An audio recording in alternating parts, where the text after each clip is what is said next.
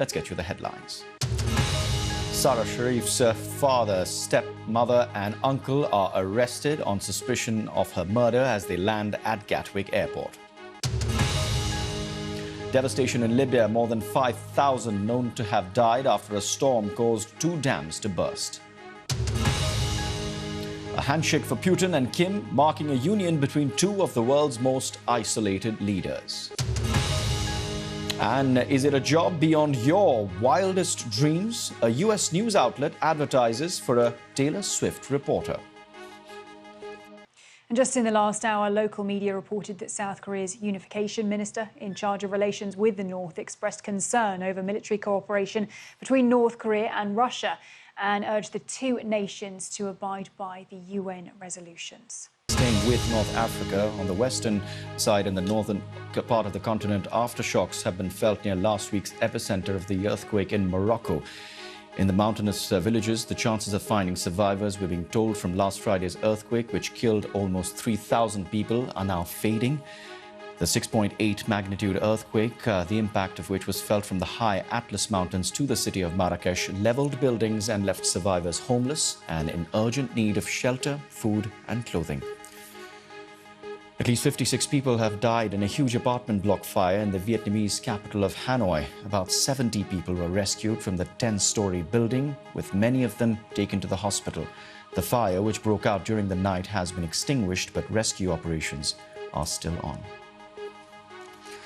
The wife of jailed Mexican drug lord Joaquin El Chapo Guzman was released from prison earlier.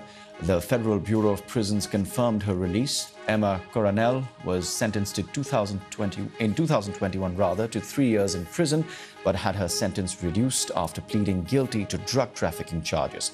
Her husband, who led the Sinaloa drug cartel, is serving a life sentence in New York. Plus, an AI forum, a potential government shutdown and the threat of an impeachment. We'll wrap up a busy day on Capitol Hill. Well, here in Washington, it's been a busy day on Capitol Hill for both politics and policy. We'll get into the politics in just a moment, but we'll start on the policy side with lawmakers and tech giants sitting together in one room for a forum on AI. The talks were a first-of-its-kind private summit to discuss regulations. And tech billionaire Elon Musk was at the summit and said that the meeting was, quote, historic. Well, AI has seen a boom in investment and popularity since the release of OpenAI's ChatGPT. But lawmakers and tech leaders are grappling with the potential dangers of the emerging technology. Now, Ukraine said it struck Russia's navy in Crimea in one of its biggest strikes on the Russian Navy's Black Sea Fleet since the war began. Now, the attack caused a large fire at a shipyard in the city of Sevastopol, a major port in Crimea. 24 people were injured. Moscow has also confirmed the strike. Now, Sevastopol is home to Russia's Black Sea Fleet, which the Kremlin uses to block some of Ukraine's food exports. This latest strike highlights Kyiv's growing missile capabilities as Russia bombards from afar with its own missiles. And our diplomatic correspondent Paul Adams says that this attack is significant not only because it was in Crimea, but also because of the weaponry used.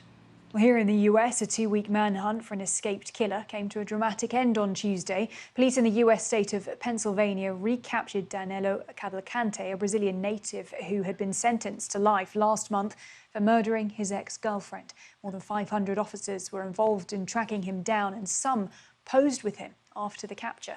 Cavalcante had survived since his escape by robbing people's homes, even taking possession of a gun, and he escaped from prison by crab walking up between 2 walls in a video that captured the attention of the world. Now, a US federal judge in Texas has once again ruled that the Deferred Action for Childhood Arrivals policy, which protects undocumented immigrants or dreamers who were brought to the US as children, is illegal. The ruling doesn't impact anyone currently protected by the policy, but the judge banned the government from approving anyone else. One of the largest unions in the US says it is preparing coordinated strikes at auto plants if new labour agreements aren't reached with automakers by late Thursday. The United Auto Workers says it's rejected pay rises of as much as 20% over 4.5 years for its 146,000 US auto workers, and strikes could begin as soon as Friday.